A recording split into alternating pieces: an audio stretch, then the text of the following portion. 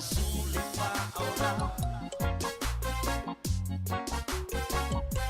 ilunga le wā tutono lo whale o lo pipi I ai le ata o Yesu le whaora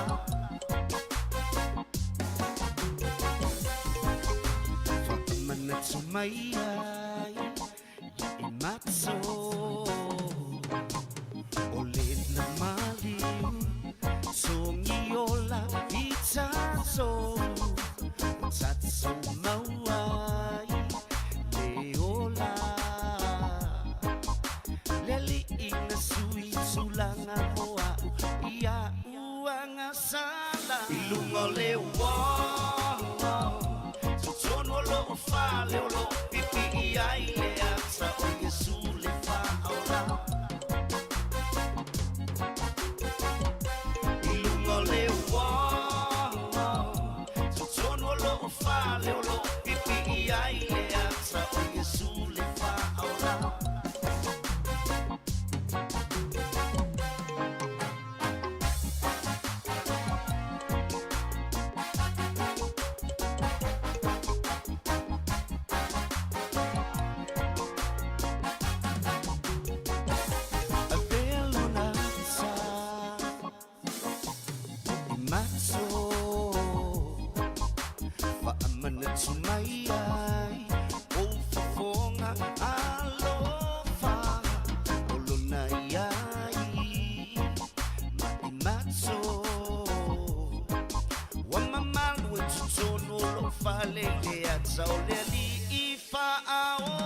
ilunga le wa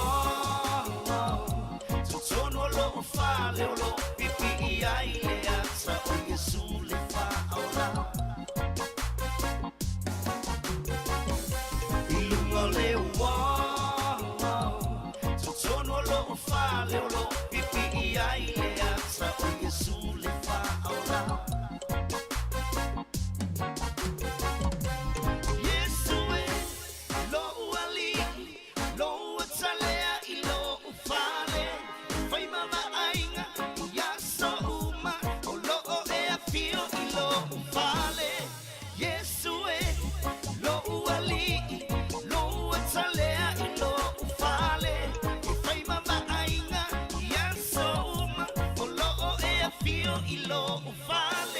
ilunga le wa tutono lo fale o lo pipi I ai le ata o Yesu le whaora ilunga le wa tutono lo fale o lo pipi I ai le ata o Yesu le whaora ilunga le wa tutono lo fale o lo pipi I ai le ata o Yesu le whaora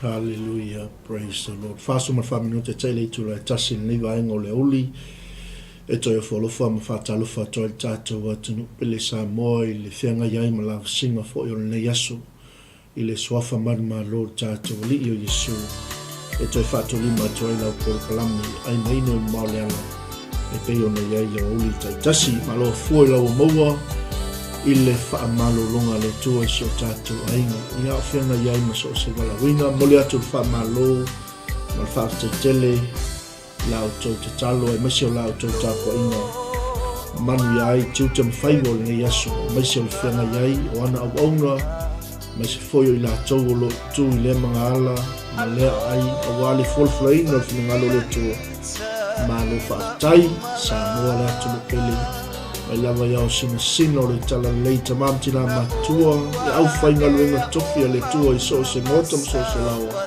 whaftai o lau pulelea ma lo whano no manui le li ma lo tap wae le fau tātou a ngātou whai ungon ni asu I le whenga iai o sio tātou a tunuu ma so se whaiwa e whatalo whātua I ngai vaenga le uli ia I ato umalawa lo mai mo whafunga mai lungu penga te whailangi malo le soifua manuia, malo le pale, malo fo le ono sai lea ua te o ni tula ia o tātou wangati i lea i whai wino ngāli o na whai o le ni asu. Malo au auna, malo tau tua ainga, malo tau tua nuu, malo tau tua tunu mi ia le tua i lo tau soifua ngāli ui. Se atu tātou whatalofa i lingo nei penga te whailangi te awan walo lea mafuta mai ai le uso au auna 𝚟𝚑𝚑𝚘𝚑 malo whaatai le au mai Pamanuia le tua i le whenga iai ma le wala wina, whaatai fo i le lango, whaatai le fisoa soani ngā wenga le tua. Ia whaamanuia tele le tua ia te oe leuso au auna. Ia e mese o whaiwalo e ngalue ai, ni ia ma vi ia pēa o le tua e whawau. Ia alo whātu mo oe leuso, alo whātu mo oe ma le ainga, ia manuia fo i whaiwalo le fiafi.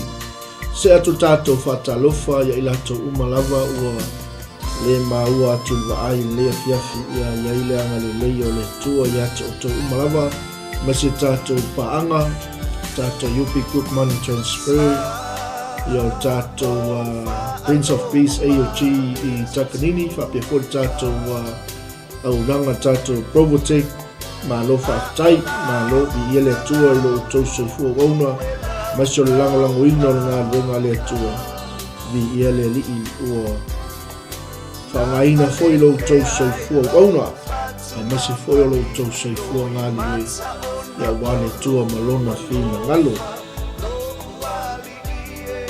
ai mainu e mamao le ala o le toi whaawawina leo tātou pokalame ona lo to sea foi so tātou tamā whai au ia whiu ia walawa le sailinga whaamalolonga le tua i nei whaiwa yasu. Tal tonu saustaimi, sausaso tātou toi mafuta, ia on tātou toi multimea foi lea male au aunga le tua. Ai mana tua uia i lau talu, man tua uia i au talu sanga, i le nei taimi a maise foi o nei yasu. Se a tātou whatalofa i lunga o tātou YouTube live, ma lole soi fua muia, aptai foi i tātou ainga, po fans a tātou au nanga i lunga li YouTube malo whaatai, malo lango whaatai lau talo, whaatai fo i lau lango sua mai tātou nanga ia o mia me umani alofa malanga leo le tua. Mole atoi wha malo ma whaatai tele tātou ainga i lunga o le tātou Facebook live i ia le tua. Ia o lo wa ia pea le lango sua tātou nanga i maise ia o le maua o lea taimi ma lea taimi o lea wanoa tātou te tufa whaasoa whamanuianga whaaleanganga le ia walawa le tātou au nanga i lea tua malo whaafatai tātou ainga mai au tātou whaatunga lea ia on tātou anga ia tulo lea tātou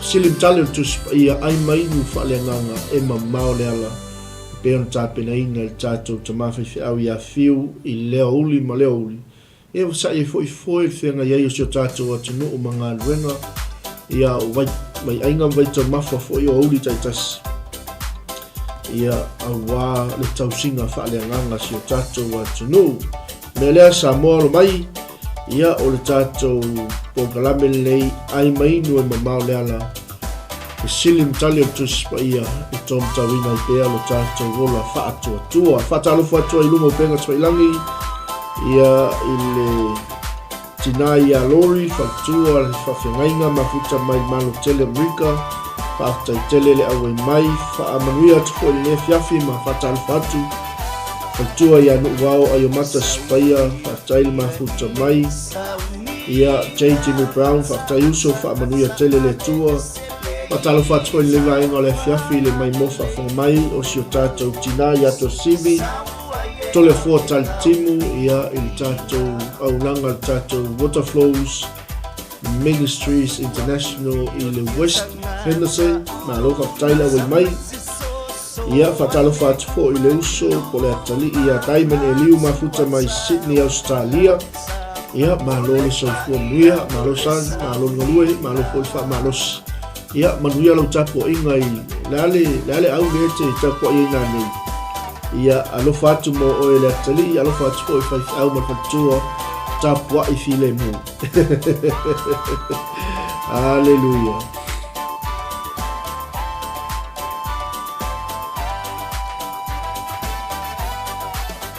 mole atu po fa malo ma fa tele lava ia I au na le tua lo fa pena ona mato olo pito va ne foi tu tala inga male missiona ia lo la tu sa ilia foi la fiona le tu le aso wale mai mo fa fonga mai o sio tato wa tu lo fa tai alo fa tu lori te lo tele mo o sio tina e futua alo fa tu foi suva fa fa mai nga ta to mo so tainga ia manuia foi oi mal no fo alo ma lo le lo tele ma lo fo tatalo fa tai le lango mai ula faleni fatalo fa tu sio to fine le mai o tara ia ma lo ono sa ma lo fo ile fa malo si yo tu fai ia le tua telo tele mo oi mal ainga fa tai le oi mai God bless New South ia ngala a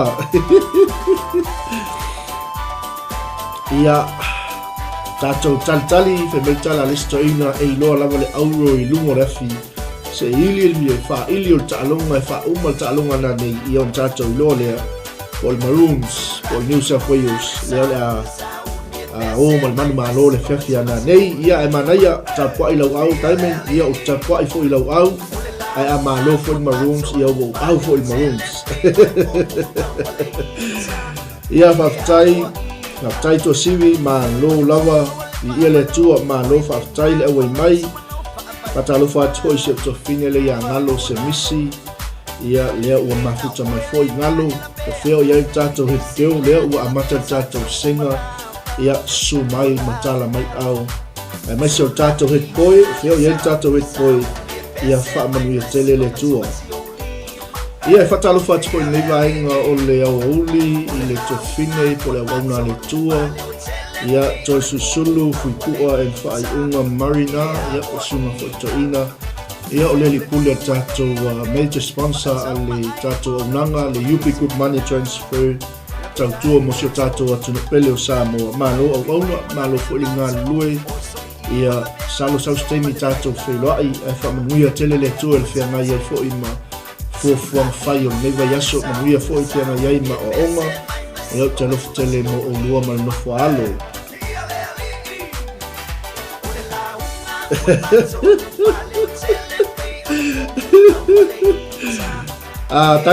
taimen ia vai nei te ua wa fai loa mai le au toi susulu ia ona wesi leo tato po kalame li amtal tato sena e tapua I file mu ia fatalo fa tpo le sunga le lia wa o solo fu yone ma futa mai lungo tato po kalame ma lo se fu ia ma lo so ma lo ko le tautua ainga ma lo le au ona ia le tua fa tai ma futa mai tele mo lo so tato fu lava yaso tai to le tua le ua male ma lo si chema ia ai un falle mai lo mal tato hikeo ia tau lava mal umal tato fa tunga le ia on tato a mata lo le tato ulua I sili o tato senga le yaso ia fatalo fa tfoile sunga le fa fenga inga tu fa sila ia le ua mafuta mai pe ia la tu sa ulua to sulu male sunga fa au ia tu fa sina o lua te lua au mal lo fali e fa ia ina lo lua au lua mio le nga lo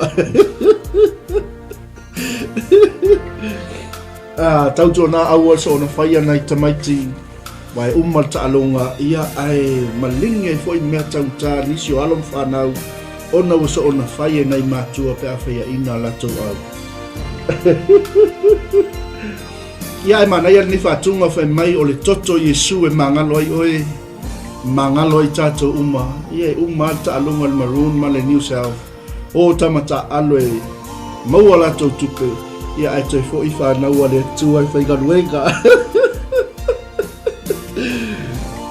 Hallelujah, 5 minute te le tula tasi lea ua nga ia tu tato por kalame ai maino ni mauleala sili fale nganga sili o tuspaia ia e fasau ni fo oe ma so se no leia wa onya tato whanau ia awale tato whainga nganga lo tato follow wai for long of fat tua ia o tato whanau tu sa malo le tua ia ai o le fiafiana nei fa no le ia wale tapo ingo tato talonga le fiafiana nei ia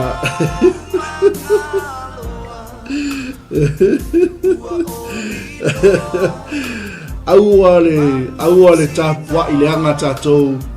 Aua le mata nana. O le manai tamaiti mata whatasi tātou tālonga. Ia matau tua nā le TV astoina e whaisi taunga tā. Ia le ala ua suma ilo ma le coach al tātou New South le suma le whawhengainga ia peo tautua nā awa so le whaia tamaiti ana nei. Ia alofu tele mo e lauso au auna ma alofu ele on sa i neva yaso. Patalo whatoi le whionga ia maiawa tu fau maiawa ia te alofu tele mo e lauso au auna whawtai le mafuta mai. Tātou silmo moa. O whea na whatongi ei Paulo i maa. Ia lea la na nei saltau ai maa whamulmole Maroons fans na whea inga o kākou tā pena lotu la sa.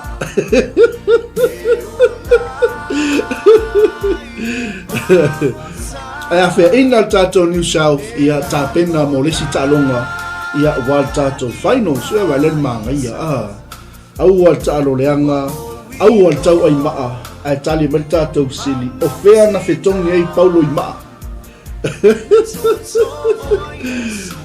Ia whatalo whatpo i nei vaenga le uli lao tupua fui whaaololo ma lorso i fuamuia whaftaile au e mai, whaftaile mafuta mai whaamanuia fo i le tua i le whenga iai ma lau singo nei asu ma nei a fo sili le whaamanatu au al tau paia ia mea whale le fiafiana nei ia e whai whale le tapua inga ia matautua nā le lotu le asa.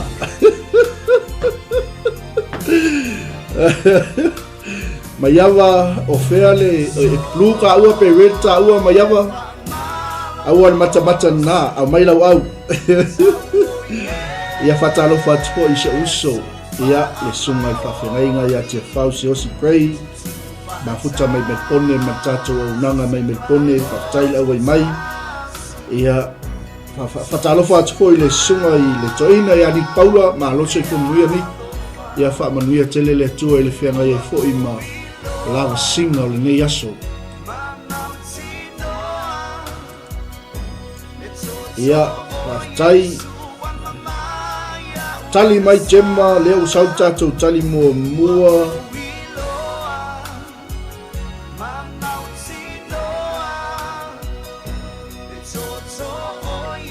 tia whau o tau jema lusa ma lo tali.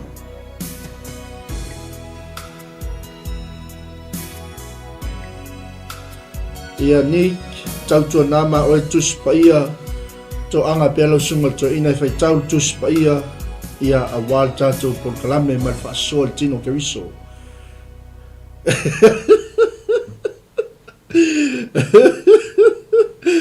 Au le tau ai maa tātou nā nei o whea na whetongi ei Paulo i maa ia mangai sili te whamnatu tātou tapua inga le whiawhiana nei ia ref Pai po ile lau whalina nei tono mota malawa tautua nal tapua inga whanau matua sali mai maa. Ia lua tātou tali mai tema o lusa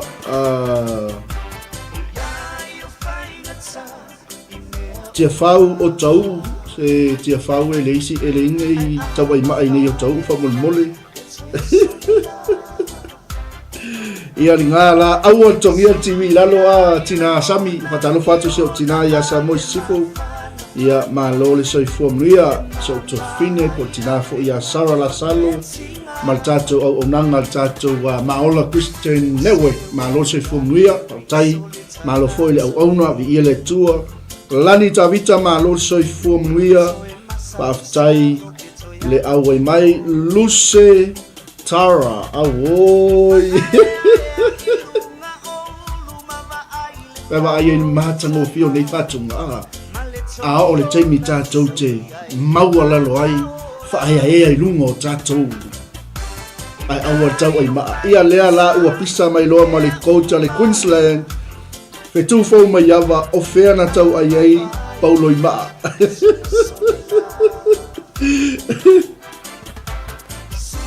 Yo.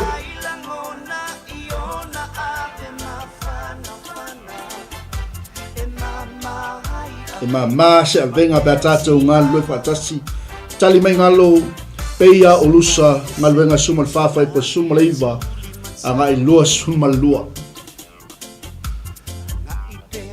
e leila wa seisi tātou te maua il file mu o na o file mu ke riso ia tātou te maua ai le loto maua lalo tātou te maua ai le manuia patalo whaatpo i le uso au auna whaafouina tani elu ma le tātou tapua inga mai papa toi toi afouina ia olea red ta ua po le blue ia lea ua tolu tātou tali lea ua tali mai ele tātou ainga i lusa ia maluse tara sa oa ka makapua i le anga ia wo mai ioi na nei sar fau tapua i o oio tangata manu malo e whaia ina lai te manu malo i le langi yo ioi tau malosi au al wha vai vai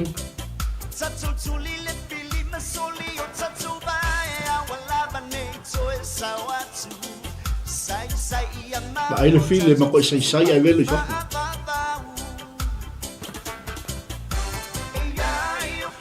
ia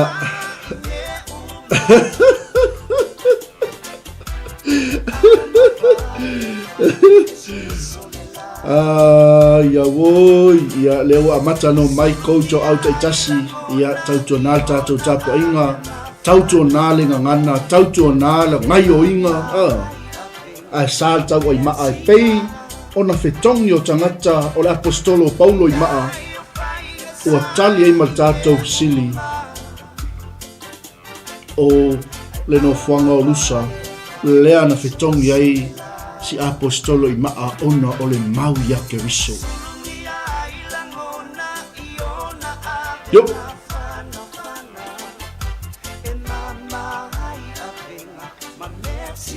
pana ia o se taimi panga noa whaapoto lele ainga whaapoto lele whanau san peke New South ai ke lalo lo taita inga se ua whawhine peke Maroons ai ke lalo lo taita inga ioi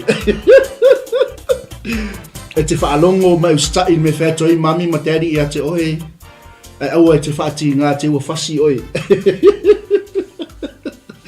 ua tali tātou sili o whea na whatongi ai Paulo i maa lea ua tali me ele tātou ainga o lusa ea e te maua ngā luenga sumal whawhai po sumaleiva ma lo le tali ma lo fo i le sue ia ma lo fo le kopi le tali a lista mai titi ua kanga i ma le kopi ngai aso ona nei tātou ta'alonga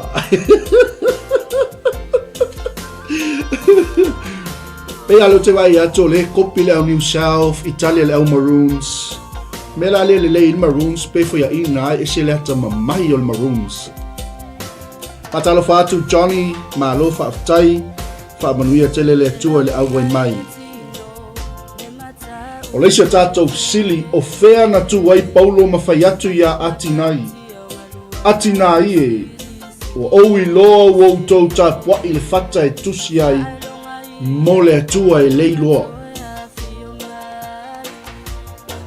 ia whatalo whatu foi ai ulu whale mai loa ma le fisho al tātou state of origin le tofine malia losa o tene fo mai al tātou ta'alonga le whiawhiana nei ia malo whaftai le ale wa ale te malanga mai ai malia losa ia whaamanuia tele le atua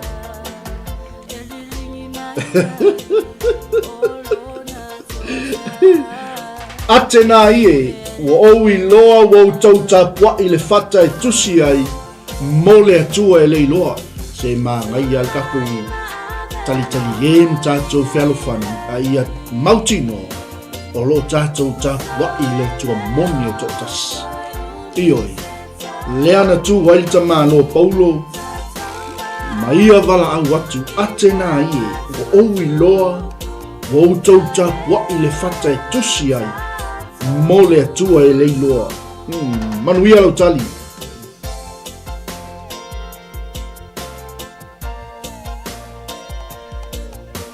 sau fia teine fo mai ia e wholinga mai o le atele li au manu o le fiafia na nei. Ai mainu e mamao le ala.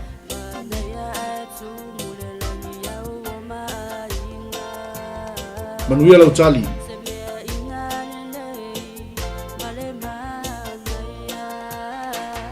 Ioi.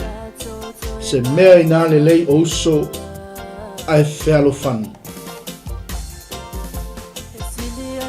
Mai tātou whatunga le nātu lai ma tai lo a inga i le lii.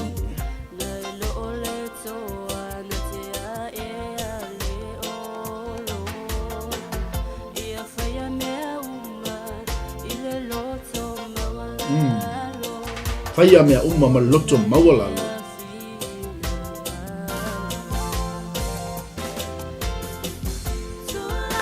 Ioi. Tulai ma ave lo ai ngai le lii. Lea ua tasi tātou tali mai ia 𝚗𝚑 tai tonu o 𝚗𝚑 lea na mua ma lewa tali. O i o tufou perea. 𝚗𝚑 Ariel Pako whaftai. 𝚗𝚑 ia whaftai. Ariel Pako whaftai tali.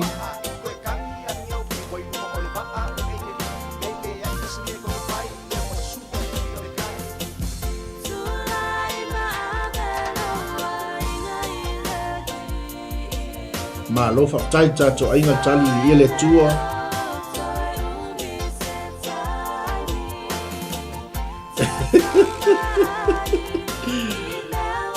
E se matango fio se ainga e o ia Yesu. E mua Yesu i mea uma. E o ngā totonu Yesu i mea uma. E fesili ia Yesu i mea uma. E tatalo ia Yesu i mea uma. Ai mainu e mamao le ala. O whea na whaatu ai le whata whaitaulanga i le atua e leiloa. Ia na whaamanuia le atua i lau tali. Mātango whia tali. Whaamanuia tele le atua le tatua inga. I la fiafia na nei. Ia le lii. Whatalo whatu sio tina ia Julieta uli mafuta ma le i vaenga o le fiafi. Ia o te alofa tele mo o le tina whaamanuia tele le atua. Malo fo le on sai o whaiba. Ia i leanga le lei o le atua ia te oe ma le nofo alo.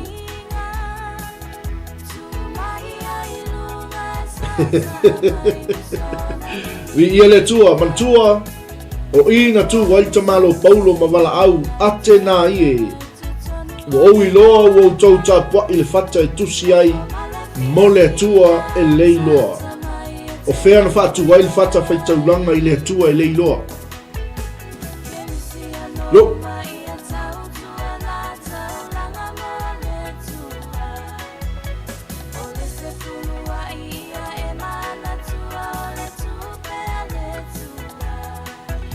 Mana i ful fam nato nei whatunga ia mana tua lau sfulua i malau taulanga.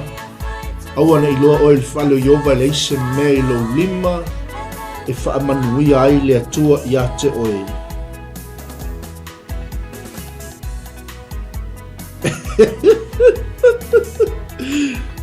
Ia whatalofa atua ia Susan Fentalainga ma lole soifua manuia. Aftai le au ai mai le nei vaenga o le fiafi. Yo! Nea umma tātou te wia. Ia sausawina tātou umma toto kirisu.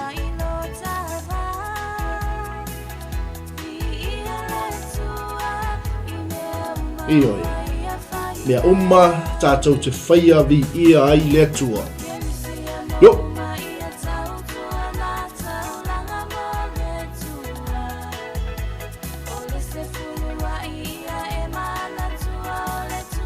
Ioi, manatua o le sfuluai o tupe le atua. Na o lau taulanga, ia e te ofo ma le loto mali e. E se saa mai ai manui o le atua moe. Yo, atena ie, mo au iloa. Wa tau tapua i le fata e tusi ai mo le atua e leiloa ese le mata mo fie o se tangata e tapua i le atua male mauti noa. Tapua i le atua male iloa. Yo, tali mai ngalo aeropako i ia le atua. Yo, fatalo fatu foi nei vaenga o le afiafi teina le moli o le ava anatongia mafuta mai lau lii Amerika Samoa le moto fiafianga ia o le falmaia lea ualu tatou senga malofa tai le awe mai tali mai fitu fo mai ava atenai.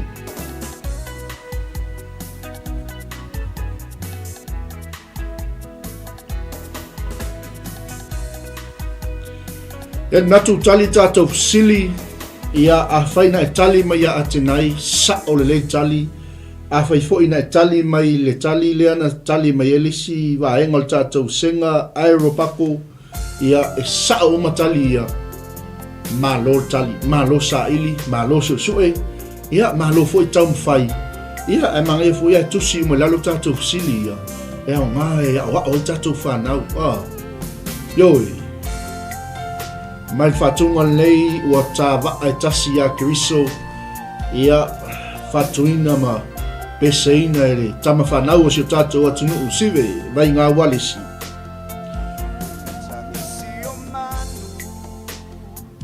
Ia nabo mai tatou tusi ngā luenga suma fitu fai pe lua suma tolu ma lo whaftai sa o uma tatou tali whaamanuia le atua.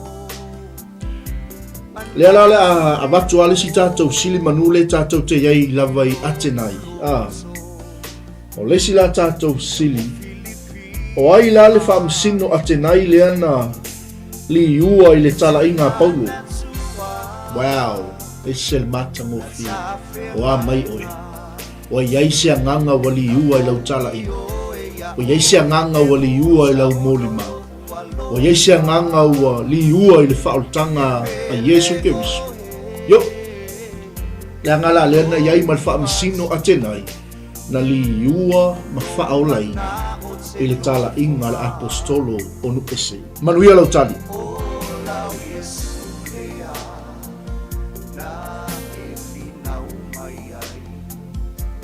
Yo.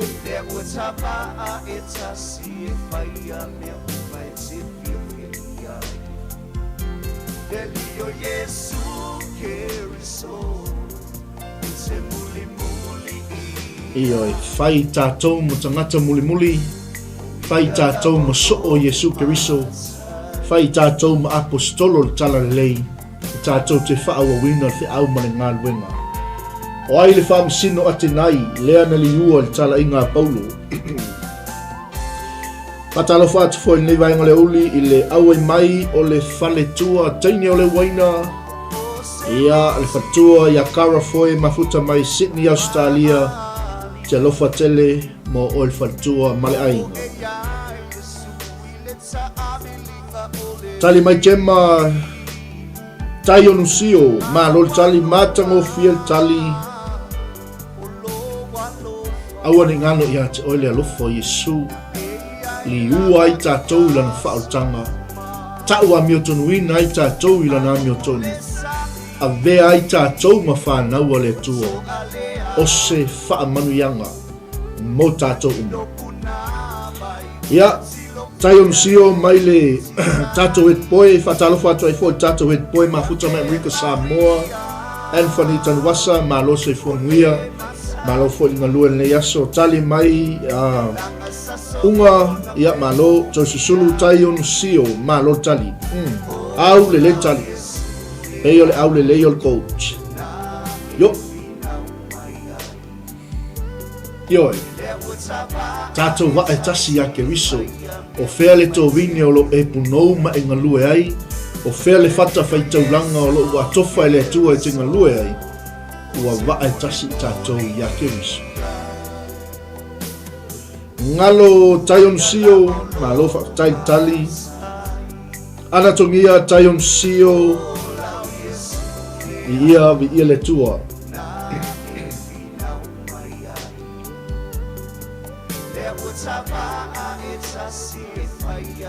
E se matango fia le tatou ngaluenga fola ina ia tatou wa tasi ake wisu. Tasi tatou tala inga, tasi tatou whamoimoi, tasi tatou misiona, tasi tatou baptiso.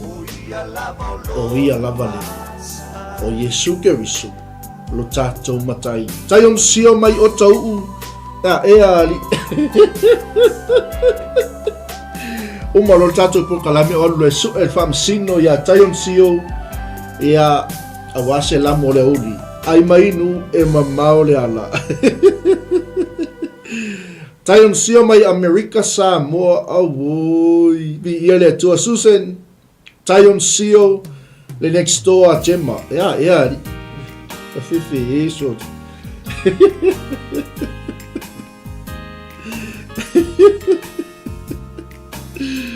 Ia awala ne MC la so atai au tatou te toi fo I mai tai au tatou ai mai no male ala o ile au le la manu malo le fiafini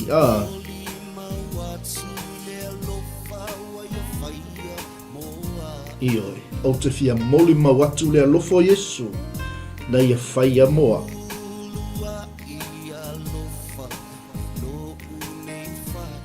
tali mai ngalo fa tai ngalo leo sau tatou tusi ngaluenga sumal fitu fai po tolu sumal fa o tali tatou sili ia o le fam sino o taion sio malo tali malo fo ia ila tou le tau mafai mai vi ia le tua o leisia tatou sili fa tumu mai le wanoa pe fa uma le tatou mau lea ia lelo fa funga aua e te ngalue fa puapua ngā ia tuia o lou lava taufi avoi ea Queensland the best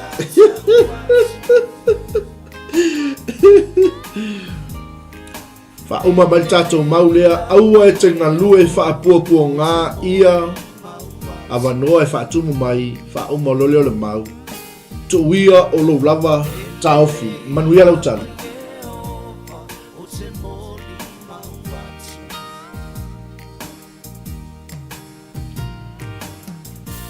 taion sio le uso tio sio ea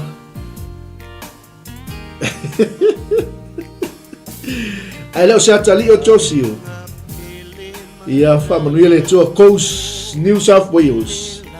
So le afte la mai ale red ma le blue ali. Ai peo te vai atu le tele mai fans ale maroon si lunga I tato pokalami. Hallelujah.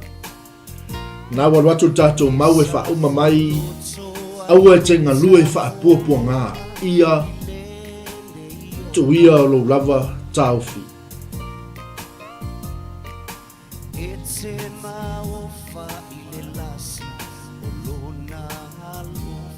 Oh, vi ia le tua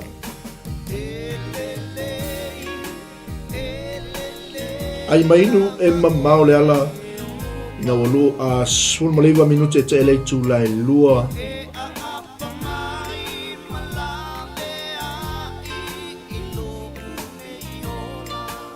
o ia lava na apa mai o faola ia te oe ma'au mai tātou mai le amor polonga ma whaasa o lotoina I tātou mai le loto lotoi o le angsala. Ana tongia o le anko Josio.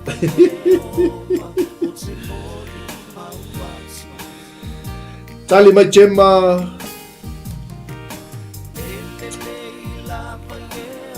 Tali mai Gemma ia mau o loa ai. Ia whatalo whatfoi to fine ia tini tuinga mala. Malo so fomnuia tai mafuta mai ia te lofa tele mo oe male ainga alfa foi le sunga le lia wao malo fa tai a saulo male coach al tato New South Blue the best ia li o le ala ia male au blue si e pe fa ale pisa se longa e uma ta longa foto a pisa mai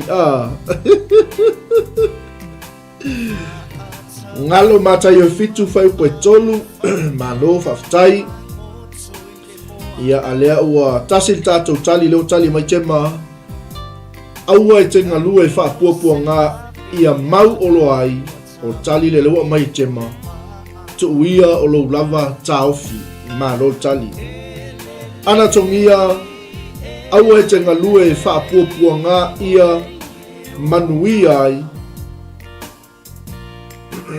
tu uia o lo lava taofi malo tali ia le tua te tali mai tema lewa au mai atoa tatou mau aua e te ngalua e whaapuapua ngā ia mau o lo ai tu uia o lo lava taofi ameni salo pe to tasis tatou tali ia tatou anga e tu le lesia tatou sili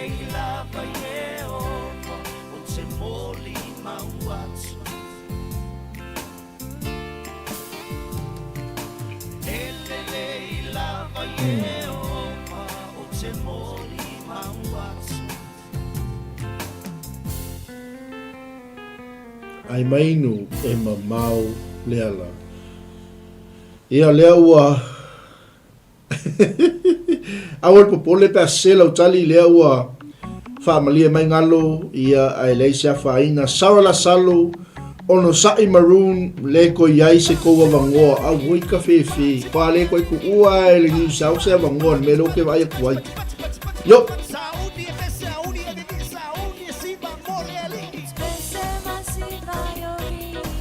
yo aua te ngalua e whaapuapua ngā ia mau olo ai ua tali tātou sili ia e te maua i le whata otolom ta au koe lua suma tolu ia a olona fuai upu e wha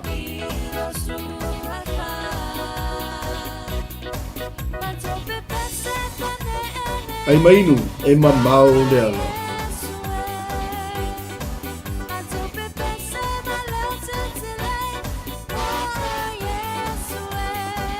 yo tale mai ngalo ia mau olo ai lono winga aua le nau e ngalue o wataimi ia tele ntupe ai vave le fale ia mami mtamaiti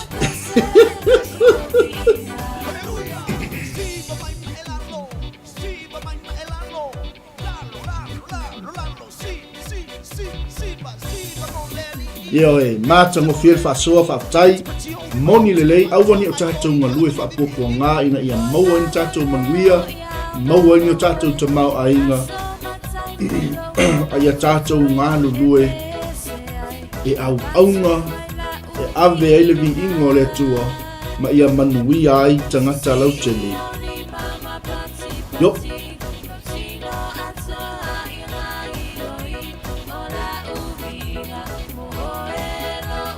ia o tātou mauna whata o te lua suma tolu whai poe whā aua te ngalua e whaapuapua ngā ia mau olo ai tu ia o lo lava taofi ua tali tātou sili sa o le tali whaafutai tele atu tātou senga le tali sili ma lo lava le sue ia ma lo fo i le taunu whai ia e a ngā umane sili mo tātou o leisia tātou whi sili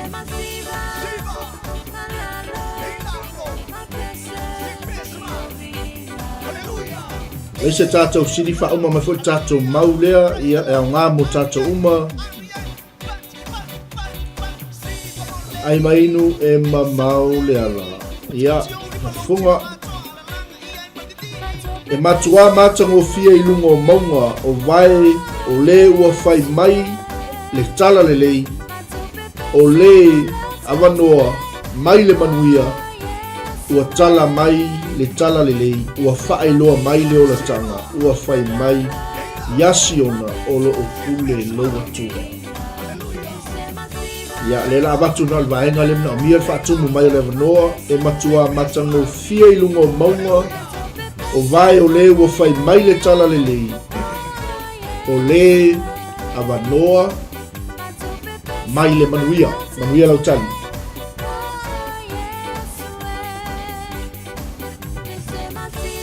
ia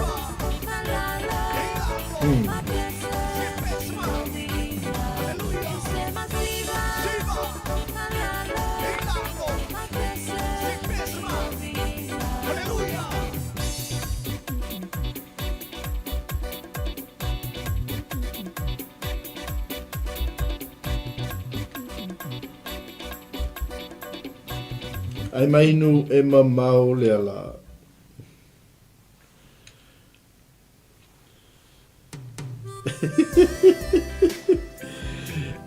Malo whaftai 𝚟𝚒𝚙𝚢𝚑𝚝 Susan e vali mumu ai ala whau a New South ngā ngei e Queensland. Awo, kau kai sole. Mata utia le, mea leo te wawa ai atu ai i fans a le Blues ma le Reds, le whiawhiana nei, ia le tua. Whatalo whatu leo auna le tua sunga le whawhengainga, ia Fitz, na tau le mana, ia pasta su mai, tala mai ao staimi ia, ta whilo ai nei, ia ma whaista taimi, ai alof tele mo e luso, lo whatu le whatua ma le nofo alo.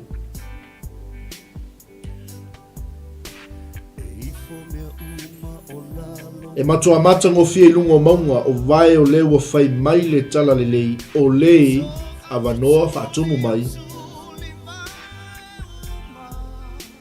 mai le manuia lau tali.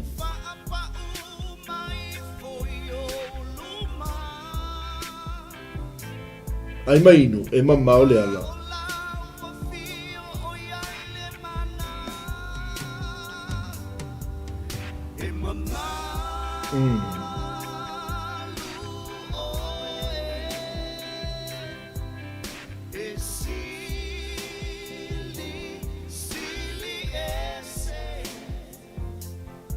Tai atu le sunga le whawhiangainga ia leo wa sauta ato tali momua tina ia sa mo sifo sami vai o e tala inga le tala lei ia le atua o le tala lei lewa au mai toi au mai sami ia tala lei te whau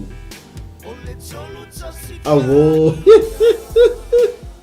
e red le whaife au malo tali malo susue ia o tatou maulu nai whaatumu mai e matua matango fia i lungo maunga o vai o leo o whai mai le tala le lei o le mai le manuia o le avanoa mai le manuia lau tali.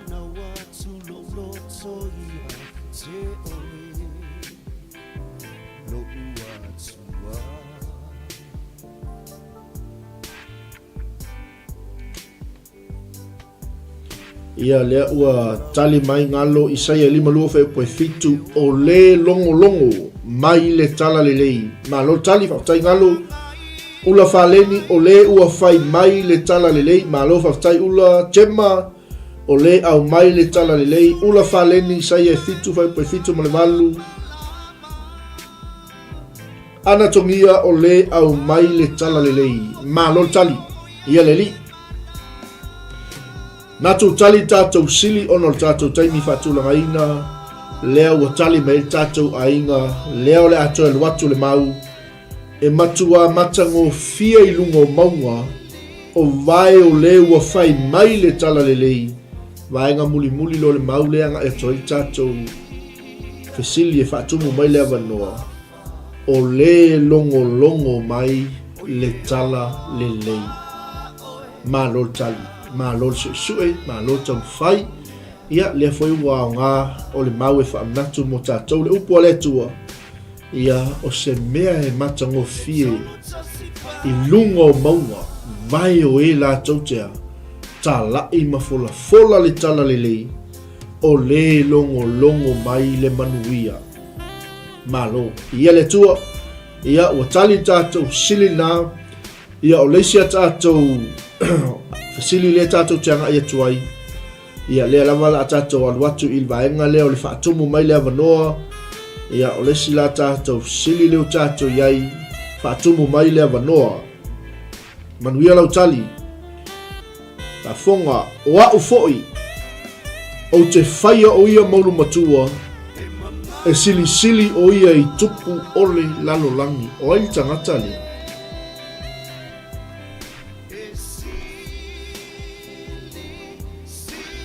O ai le tangata lea na wala awina i le atua e whai matupu. Whai o ia matupu e sili tupu uma o le lalolangi. maila ia o le fionga le tua o au fo'i o te whaia o ia maulu matua. E sili sili o ia I tupu o le lalolangi.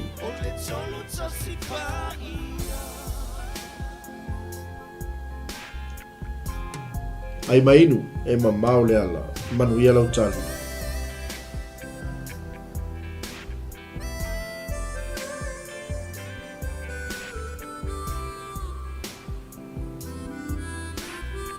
A talo fatu leo so au na moi ai a skelen faftai alo fatu lau sunga le ngā faftai fo I faftai atu tato ai ngā leo tali tato sili leo o matu o le longo longo Malo faftai fo le sunga le whiau yati a whau o e au mai le tala le lei faftai Anthony sai e lima lua whau poe fitu o le longo longo mai le manuia tema longo longo mai le manuia malo tali ia le atua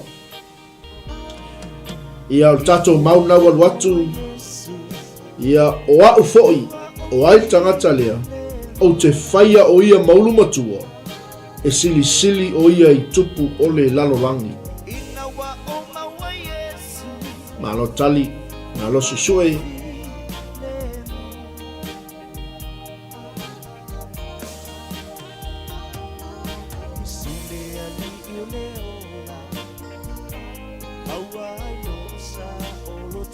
ai mainu e mamao le ala.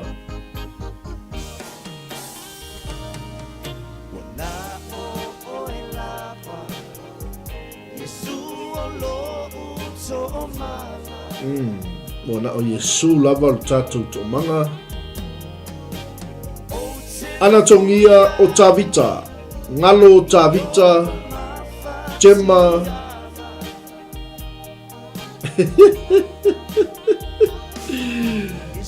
Ia a malolo le maroons ngange sui lo malau telefoni.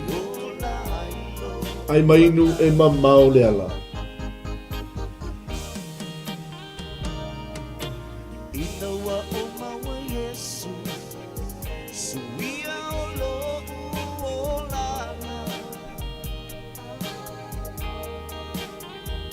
Lua tatou tali. Ana tongia tavita ngalo tavita. Matango fia tali. A o au fo'i o te whaia o ia maulu matua e sili sili o ia I tupu o le lalolangi. Manu ia lau tali.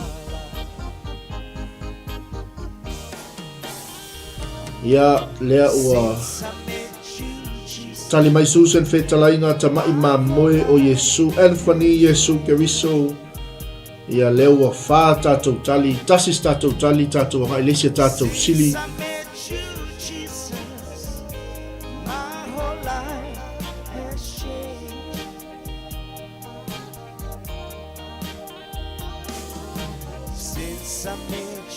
Susan whetalainga o Yesu o ia o le tupu sili sili. Aleluia, amene, moni whamaoni. Tufo mai awa Yesu Keriso.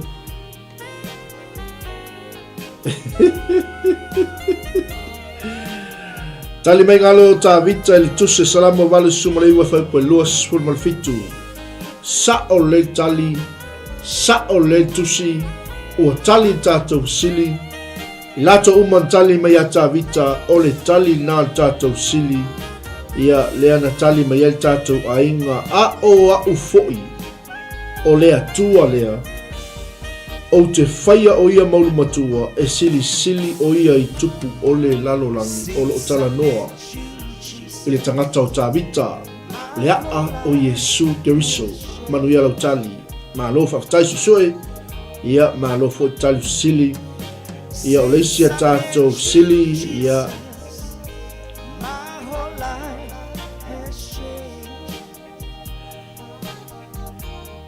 Mai mau le fionga le tua.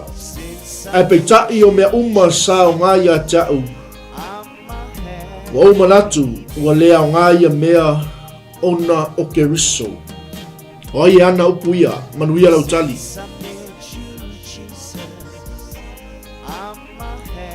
A peitai o mea sao ngai a tau ua o manatu ua lea o ngai a mea ona o ke riso. Ai mainu e mamao le ala.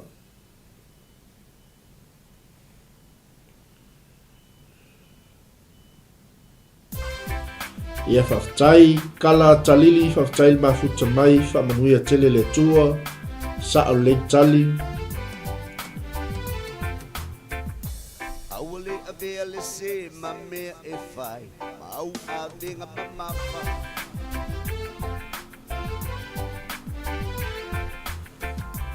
E ai lava se tasi e tonu masao, e unala. Ana tongia leo tali mai o upua Paulo. Matango fiel tali, kala talili that's Paul o upua Paulo. Fetufo mayava Paulo, tolu tato tali, Anthony Paulo, ngalo, peia o Paulo. Oi Paulo lea fa mone ngalo. Se Paulo mai ne yafu. Susan fetalainga Paulo mai mankau. Peia la Paulo le sa mai mankau le maua e ia ke riso. Mai tatou sili.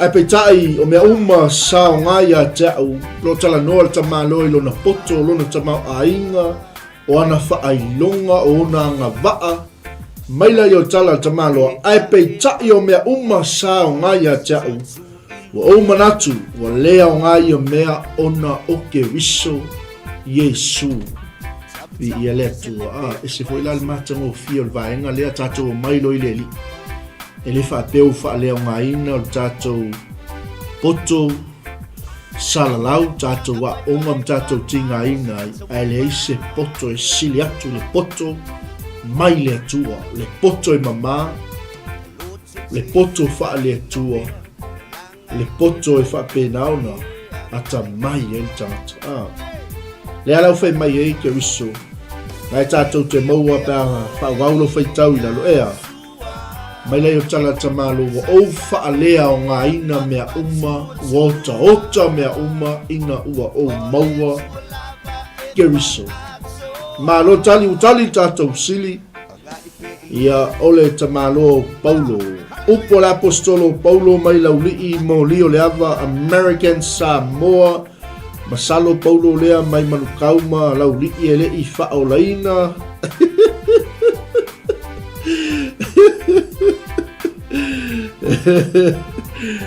Ngalo Paulo le uso masanga o Saulo matango fiel tali ia ua tali le tatou fesili malo tali o leisa tatou sili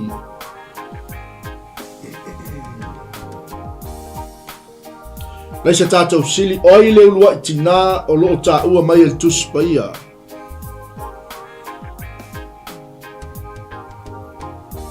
manuia lau tali.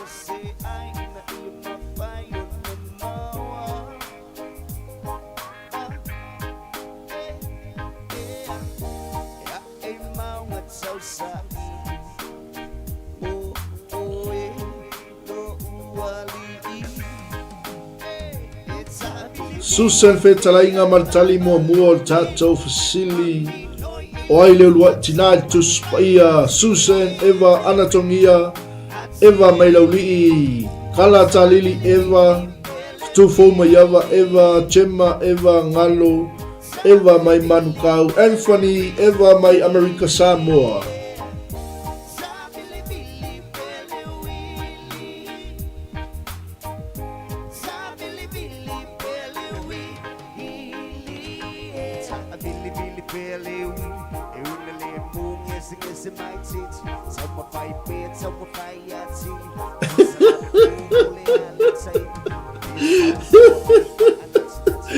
Malo ngalo taine le pao eva. Ai te wa tau o ia fui mono. Tia fausi osi kwei eva le antio ana. Jema wa ai le tau fai tali mai ale tu pao eva.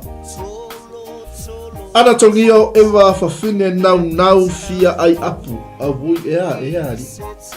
Papea uele i mawangi apu yaso ia.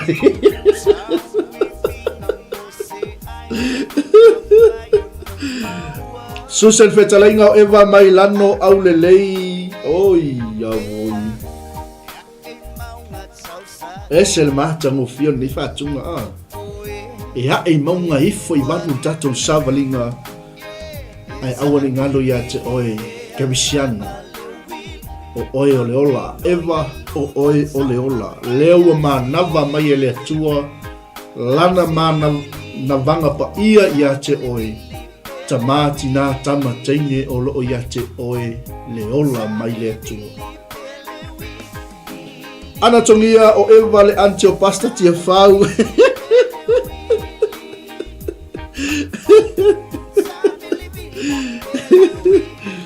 Yo.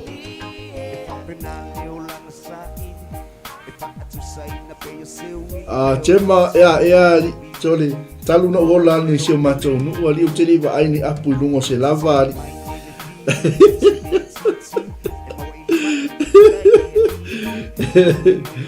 Mea foi na lenga pa ia no leo se au lo na lengi apu e mawai. Ngalo o levo na malanga silo mtua na sa fa afsanga I male vaita ele.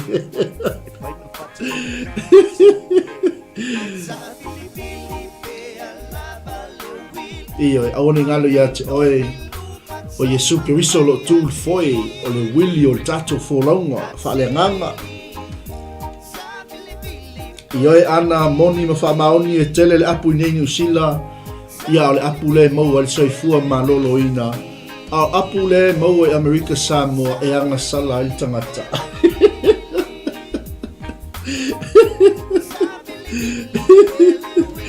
Ai mainu e mamao le ala. Ma ai fo I su mai le sunga pulea onga tau whaia lo li poti whaia onga. Ale ese lo ua lofa ia te o tau. Ta fio lai.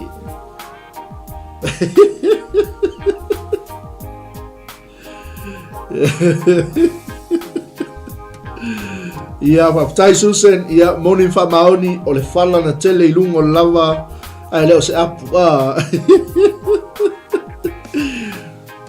E mafua mai le ula vale o tamaiti ona o le head girl. A le a whai atu le whaasalanga o mai whainu senga o le wanoa le pule a onga I leo mai. Ai mainu e mamao le ala ua tali tātou sili o le lua tina o lo tā ua mai tuspa ia o le taini o eva po o le tina ia o tangata ola uma. Malo tali, malo le. So e malo tam fai malo le. Au ai fo lungo tātou por kalame. Ai mainu e mamao le ala. Lesa tātou sili. O ai le tusi e whaapea le amatanga o le whainga o le whaitawina o le fionga le tua le langi e whalongo mai ia le lalo langi e wai maia o talinga a wau a feta lai mai owa wa o tusia ma o a oina le whanau a walatou foua manuia lau tali.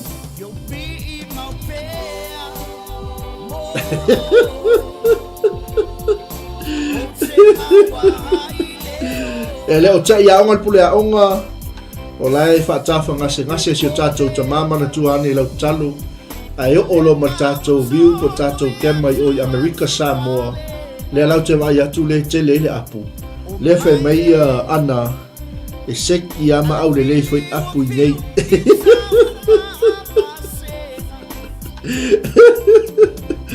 E sa o la ngalo ia na alpale ona la ia ngai apu au Amerika Samoa o fele tusi e ia le mauli nei le langi Whaalongo mai ia, le lalo langi e, wai mai au talinga, a wawa feta lai mai ova, wa o tau sia ma o a oina le whanau, a ua lato foua, oka soli.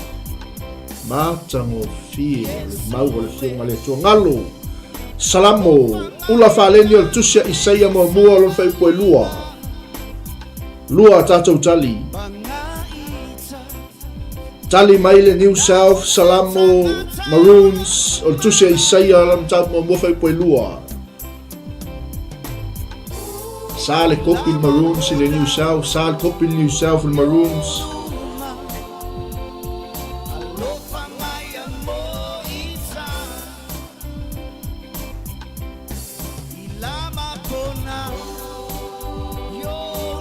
Ai mai nu e mamao le ala.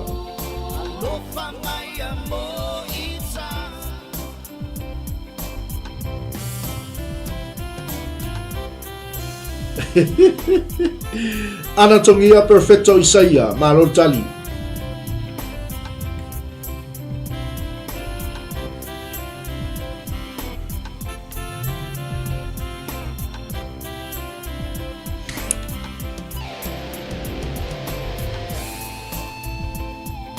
Ngalo isaia mo mofai poe lua matango fie tali.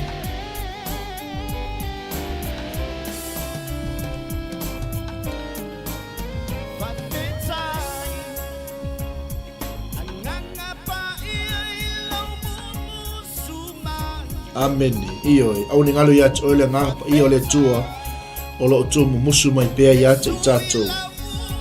Ulo faleni tu si perfecto isaia Anthony tanu vasa isaia mo mo fa ipo lua ua tali tato sili ia o tato mau nai mo mai isaia lo tato mo fa ipo lua le langi e fa longo mai ia le lalo langi e wai mai au talinga a wawa feta lai mai ai ova.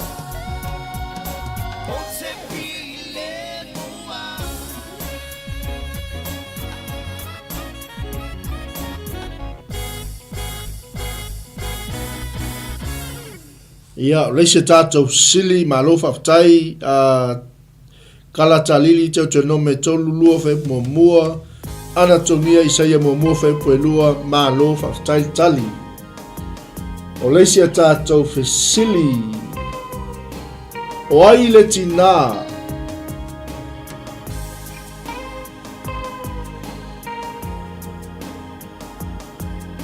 o ai le tina po le whaamasino Israelu o ai le lua i tina whaamasino Israelu manuia lau tali aftai leo tali tātou sili matango fie saua tātou tali whaamanuia tele le tua sa uma tātou tali i ia le li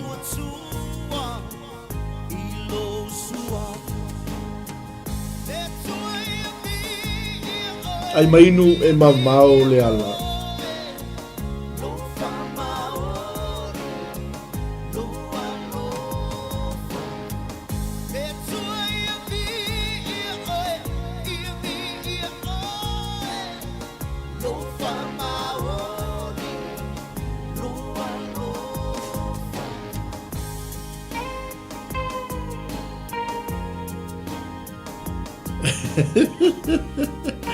ana tongia mal tātou lua tali te pora ma lole tali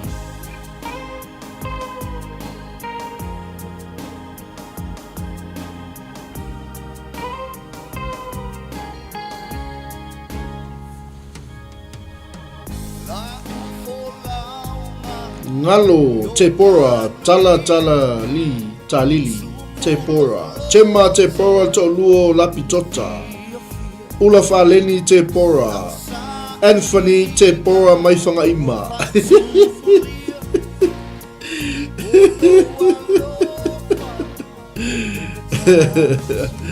malo whaftai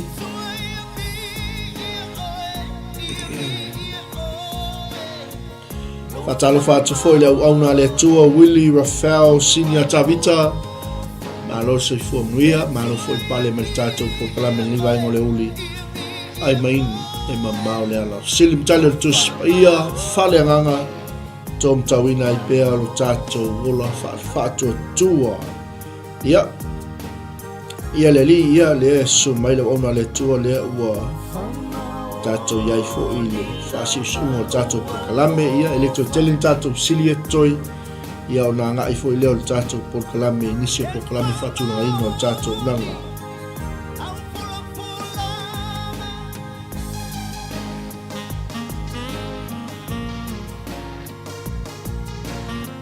oile famsino oile luatinan fai famsino Israelu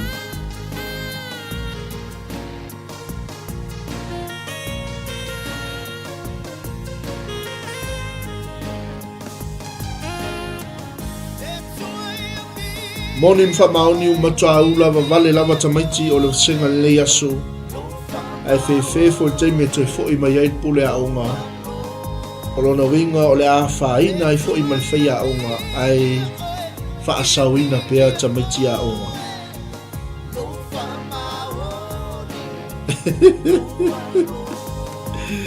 Ai mainu e mamao le ala malo susue malo foi le taum fai malo 𝚟𝚑𝚙𝚢𝚛 ia lea ua tali mai tatou aiga 𝚘𝚑𝚘𝚡 Anthony ula faleni o 𝚘𝚑𝚘𝚡 Tenma 𝚘𝚑𝚘𝚡 Kala 𝚘𝚑𝚘𝚡 Ana 𝚘𝚑𝚑𝚘𝚡 Ngalo 𝚘𝚑𝚑𝚘 malo faafetai tali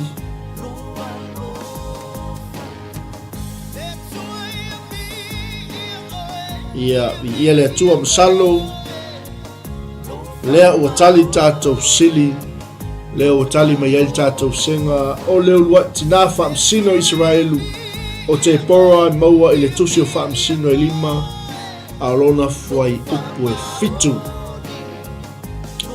leisa tatou sili faafetai Susan 𝚘𝚑𝚘 ia le atua leisa tatou sili faatumu mai le avanoa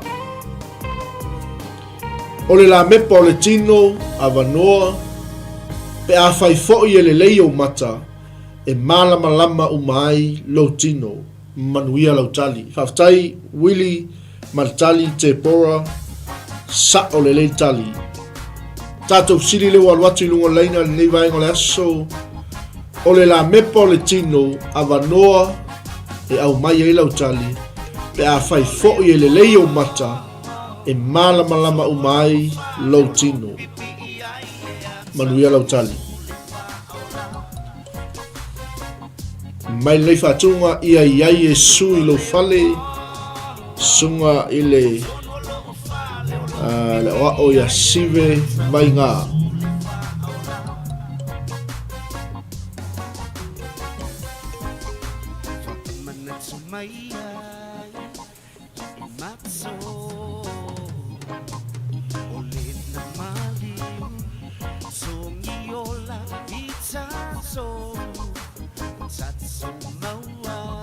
ai mainu e mamao le ala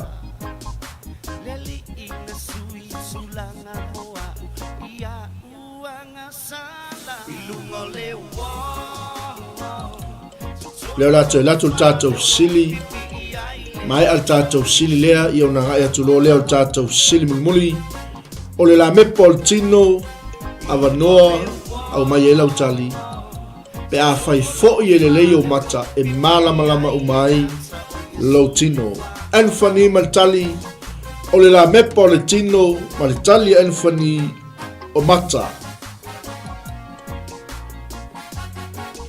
pe a fai fo'i e le leio mata e malama umai lo tino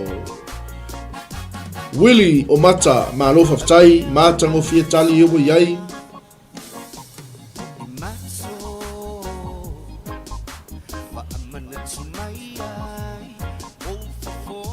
lua tatou tali ia le li'i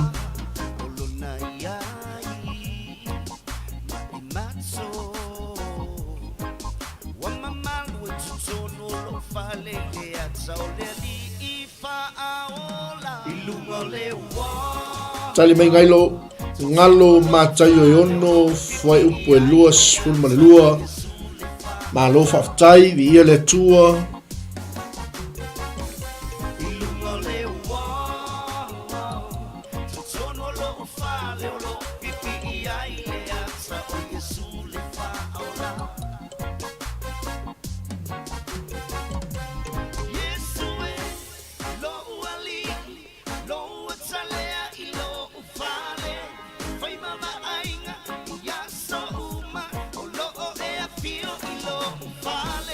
Tali mai wili ia lewa mai maltato tusi mata yo no lua suma lua.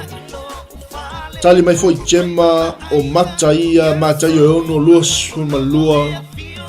Ia iaile manatu ua tali tato fesili ile nei vaenga le fiafi sa o le lei tato tali.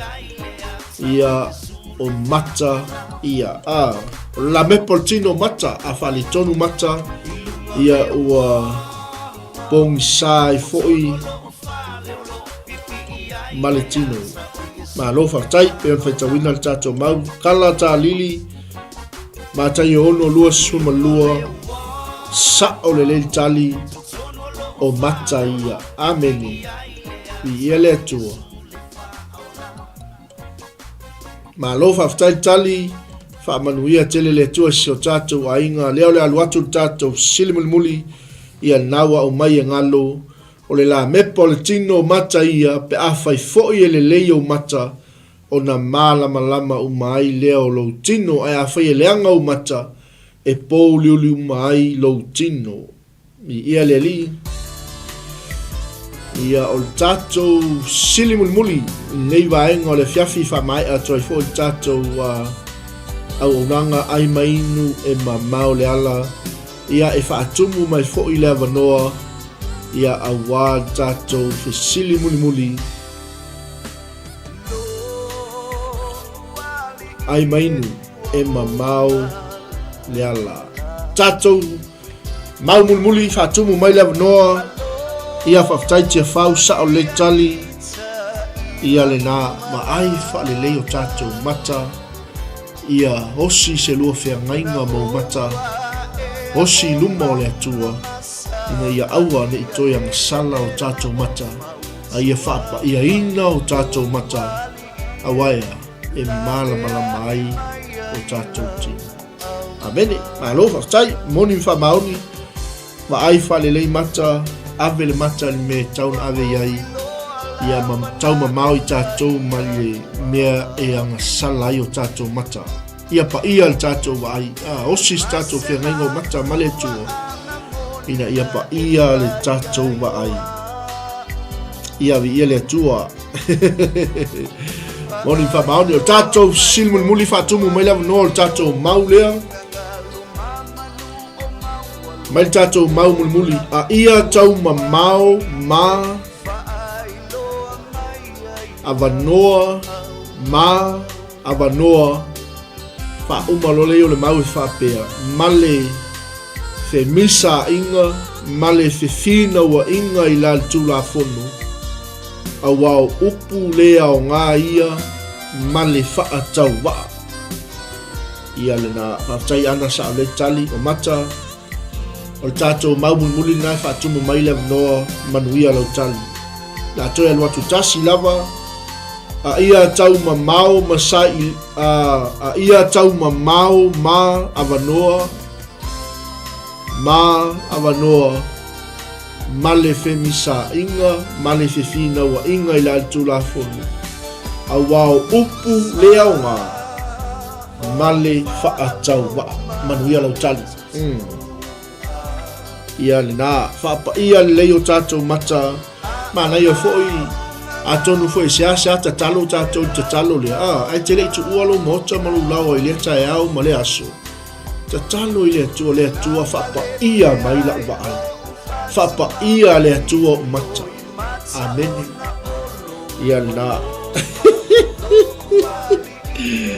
ai mai no e mamao le ala ino ta tonu le tonu le fiafio tato silmi mulina tawalunga toi fo tato por kalame le vai ngole uli malo fa tai yo tato ainga ia le lango e mai se fo I o le awe mai le vai ngole fiafi tato por kalame ai mai no e mamao le ala fa manuia tele le tua malo fo le so e malo tau fai malo le sai ili ia awal tatou por kala me le aso ia awale o wino tatou whanau a ia tau mamao ma avanoa ma le femisa inga ma le fifina ua inga ila tula fono a wao upu le au ngā ia ma le faa tau wa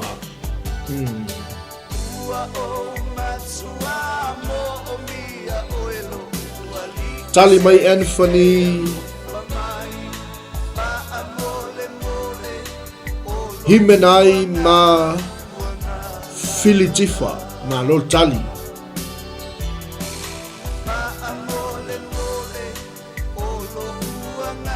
tasi tatou tali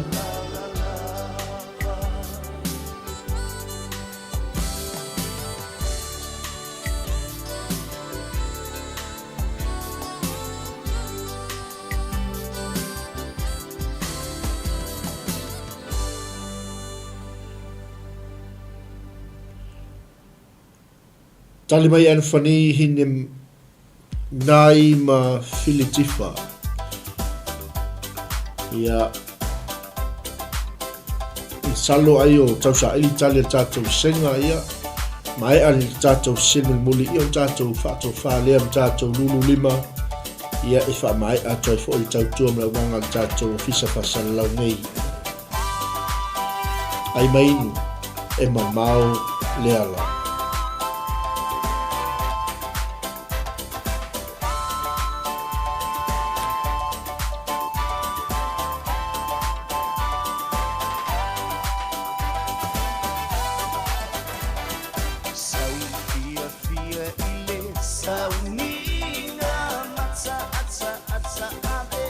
Yoi, ai alu I se mafutanga, alu ma le oli pa ia o le atua. E o I lau ngai yoi au me fai, e ma nava toi le ola I tangata.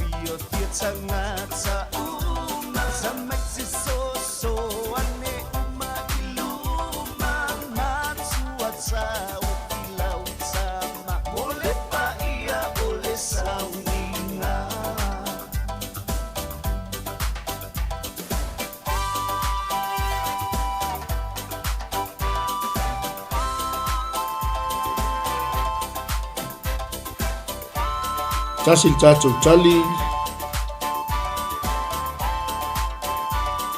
Tolu watu tatou sili a ia tau mamao ma avanoa whaatumu mai ma avanoa ma le femisa inga ma le fifina wa inga I la tula fono a wao upu le au ngā ia ma le whaatau wa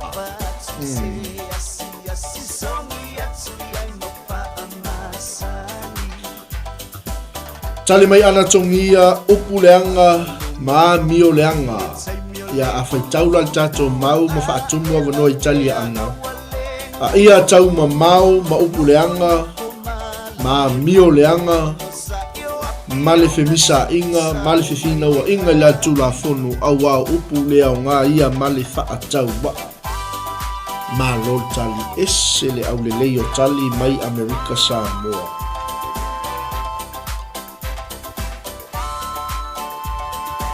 ai mainu e mamao le ala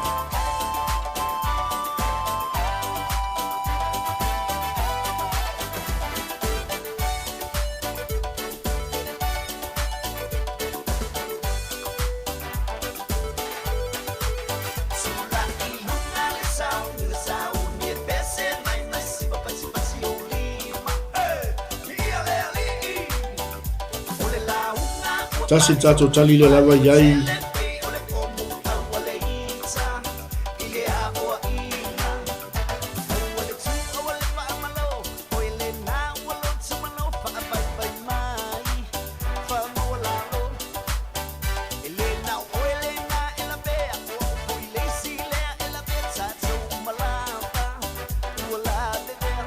tali mai Anthony upu whaalerolangi ma le lea o ngā ia lea la o le atu'u iai ia le tali a Anthony tatou mau a ia tau mamao ma upu whaalerolangi ma le lea o ngā male femisa inga male fefina wa inga la tula fono awa upu le nga ia male fa atau wa malo tali malo sui mana ia le wa lua tatu tali ese yo yai ia le tua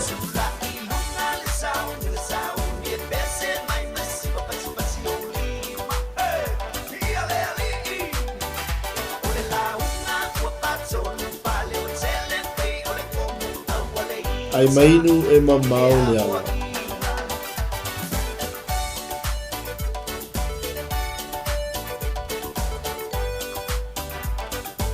ia le na lua tatou tali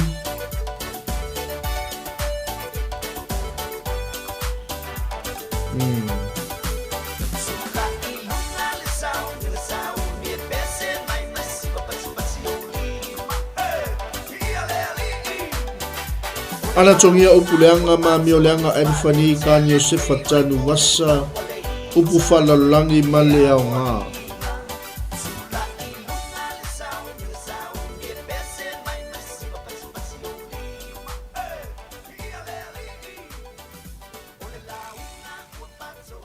ai mainu e mamao le ala ia se itoisiaki atu peni tatou tali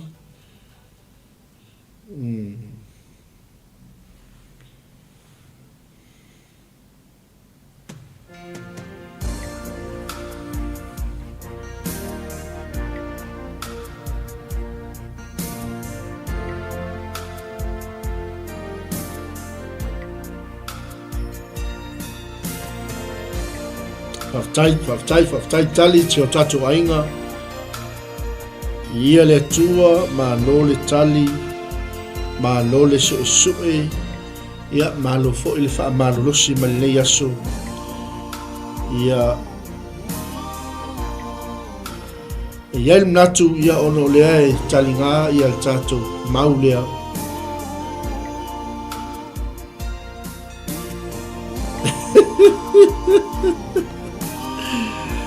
ia faftai atu Anthony lea ua maua lelei mai Anthony tatou mau ia lea la watu loa la maltali o tatou sili ia e moni whamaoni na e toi titi ala talata ia ana malesunga ia Anthony mai Amerika Samoa au tatou mau na tito e tolu fai po e iwa ia tau mamao masa ilinga valea matala tupunga male femisa inga male fefina wa inga ila tula fono au wao upu lea o ngā ia male faa tau wa esele matango fia fo nei fa manatu ia tau mamao i tātou mai sa ilinga valea ia tau mamao i tātou mai sa ilinga ele maua i sevi inga o le tua ia tau mamao i tātou matala tupuma ai en maa ngai o le maa ia tau mamao masa ilinga valea matala tupuma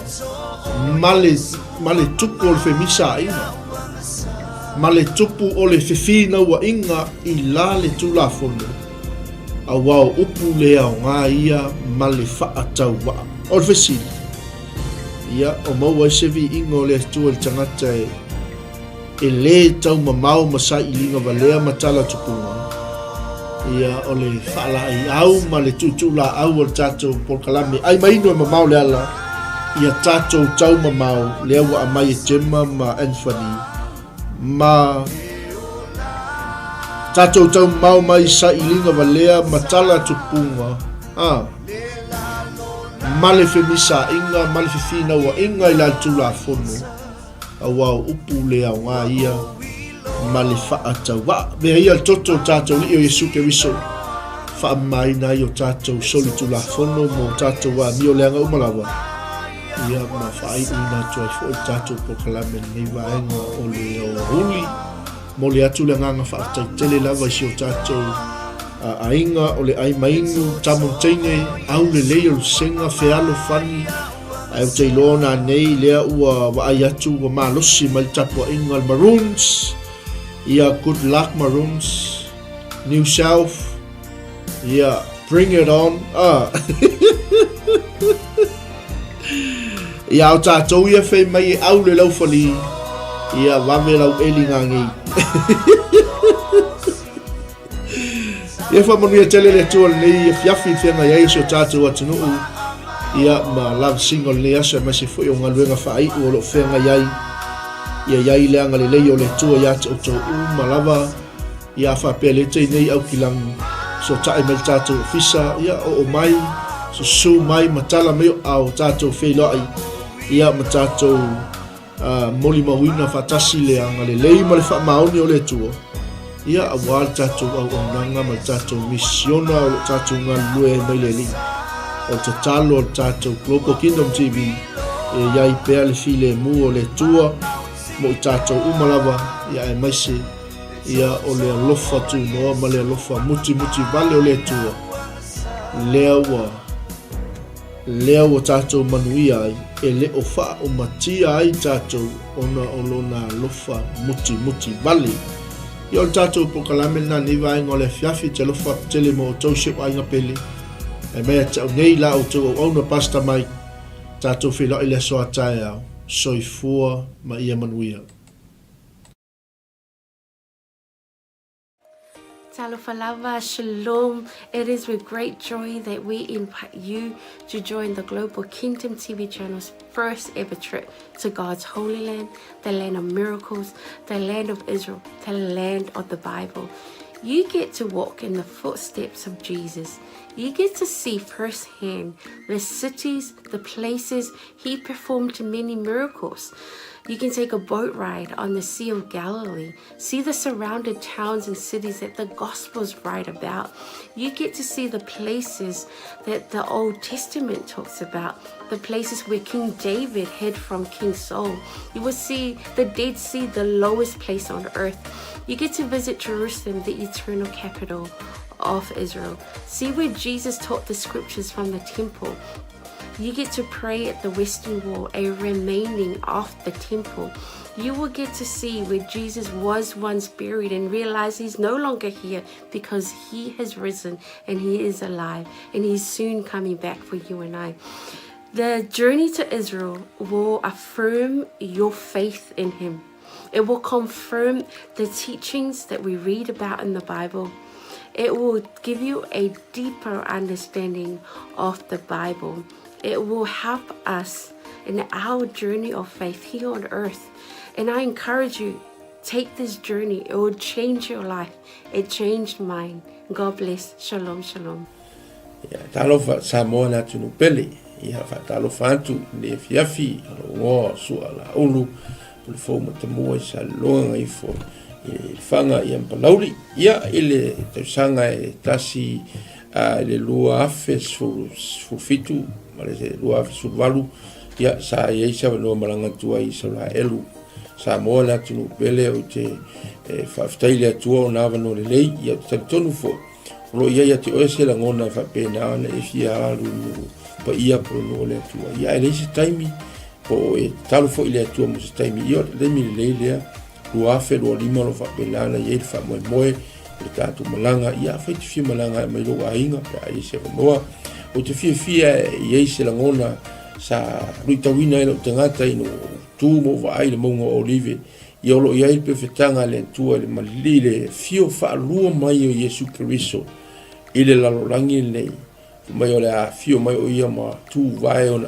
au le mongo olive e fa fia ngai ma le maru fo ile samo a fia loa tili nei lava a mea matango fia na faia le tua na tupu mai o le atupu fo ia loa no le leile tato te malanga tuai ya Israelu awale ingalo ya te oe familianga le tua ia o lo tatia yo talima ia ta uala volo ya ilfofuanga fa so tai pulenga tato Global Kingdom TV ia mapuki e loso vanoa awale ingalo o se fia telefo ilo nei tangata ona ele tasi se site lo fa pena ona tala no matus pa ia tau sanga umalava ya loi malanga lo failoa mai ele au la to le fa pena archaeologist ona maua le vaenga ma le vaenga o le mea na fia ile nganga ma misia i nupa ia Samoa ta pena le lua afe lua lima o ina te lo polo to e tūl maunga olive ia e fio mai lo mai Yesu kusanga ia lo fungia le tua fa ia fuanga ma plan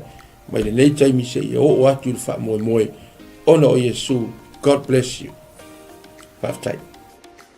Hello, 𝚟𝚑𝚙𝚢𝗓 𝗚𝗚𝗏𝗏𝗏 and Shalom. My name is 𝗚𝗚𝗏𝗏𝗏𝗏, and I had the honor of visiting Israel twice, in 2018 and 2019. The experience really changed me. It was an experience of a lifetime. It was transformative. It was eye-opening. It was such a great time. I had encounters with the Lord that really changed me, that healed me, that I did not expect. It's one of those experiences that you have to go for yourself, to experience for yourself. So if you are planning or thinking about visiting the land, I encourage you to do so. Go ahead, invest in a trip, and go receive your portion. God bless. Ya, salam, 𝚟𝚑𝚙𝚢𝗓, wa paanga tato Global TV so se tolera lang.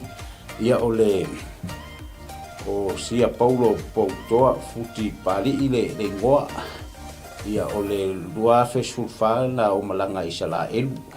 Ia se tawo so ole atua, ia o se mesa famani na ia ole te la mea le nei uma ai o se o le mango fidua ingale na tatalo ai Yesu Keriso ai tu mai ia dia ma mo se desi tu ngango la ngonga ai se va ngango la ngonga ile nganga pa yo le tu ia awalo fasingo manga fo ima ile o mai male pa ngai ngele tu nganga luenga ai o lo sila mai mo manei tu la ia o te le sa le simalanga le tato Global TV ta sang fo ia fio mai tala mai au ta wa yo lo so te o le tua fa yo lo talo le tua ai ma na ia fo o te soli fo i au le tua sa simalanga lo ia ke te to ne mo finis fa mo ia fio mai tala mai au fa fo Yesu Keriso.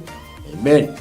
𝚟𝚑𝚙𝚢𝗓 and Shalom. My name is 𝗚𝗚𝗏𝗡𝗡 Sharma, and I led the Salmon delegates for Israel 2022 and 2023. And both groups went to Israel for the Feast of Tabernacles, which was around September and October of both of the years 2022 and 2023. And I just wanted to come and share some encouragement and some quick encouragements for those who want to go to Israel this year.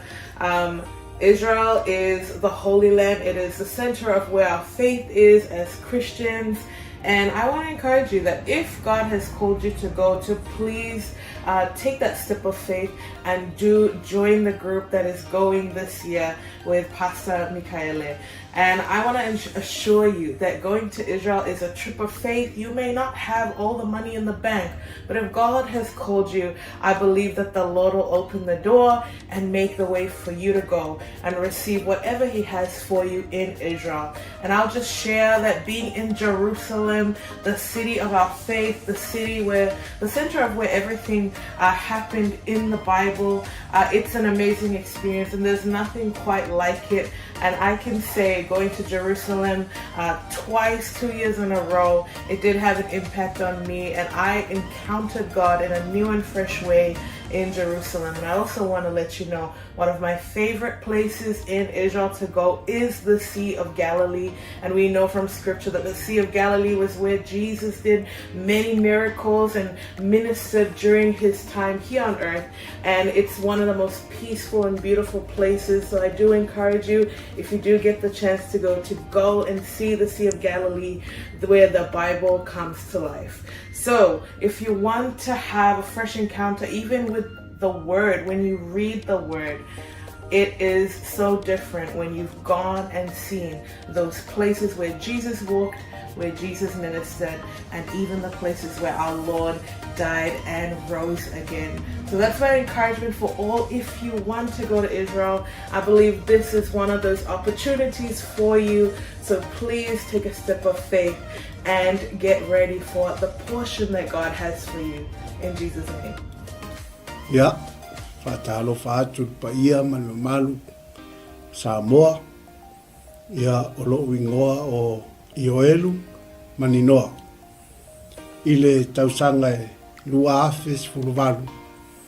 Ia o tausanga le na tatala ia le liisa manoa o te malanga atua I Israelu. Ia o se ta fatu puina lava le fia ma le ori. ona tali tonu e se fole fai tau le fio ngā le atua. Ia e se fole va inga ina wahalu ma va ai matu lau ele. Ia tele lava ni lui tau na o mai. Ia ai pei lava o le na o va ai le vai tafe o Yoltana. Ia o le vai lea sa baptiso ina ai Yesu. Ia o lea sa whaatino ai la mātou baptisonga. Tō tele i mātou 5 wha i mātou sa whai en mātou baptisonga i sunga foi whawhengainga peo na mātou iai. Ia la ngona lava le mamalu o le atua sa whai foi le viinga, ma whai pesenga, ma whai le tautalonga. Ia ona o le anganga whaaftai i le atua. Le ia wanoa tatala mai e le atua. Ia a whai o iaise mo i mitinga ia te oe te fia malanga le nupa ia. Ia lo wawanoa le lei lea. Lea ua saunia le Global Kingdom TV. Ia le wanoa. Ia e whai malanga atuai. O no le swafo Yesu. Amen. Talo falava. O lo wingoa o e seta wapsuanga whaumui. Whaftai le atua mo le neia manoa ua o maua e mawhai ai ona o whaasoa atu i atu oe. Pe a whai o i atu oe se langona e te fia asia le no upa ia o le atua. Le neia fiafi o te fia whaasoa i atu oe. O se filifilinga tonu, ma le ame o tonu. I lo wo o atu iai, o le a e iloa ai, pei ona o wo o iai, e te langona le iai o le atua i mea uma. Lea na o whaapea i fo ai lo uloto, le i tioa a moli mau le fionga pa ia le atua, na o si fea ngainga ma le nuu o Israel. Va ai i ai le manuia i so se mea, lau ele o la autoto o mea uma, manuia ia o le atua o lo tali e Israel. A whaila o ia te oe se nau ta inga e te fiasia, e maua lo wa vanoa, tātou te toe malanga whaatasi ai ma oe, pe a whai e te fia malanga, e le nei malanga o lo o tāpena nei, ia ona o le swafo Yesu, amene, ma amene.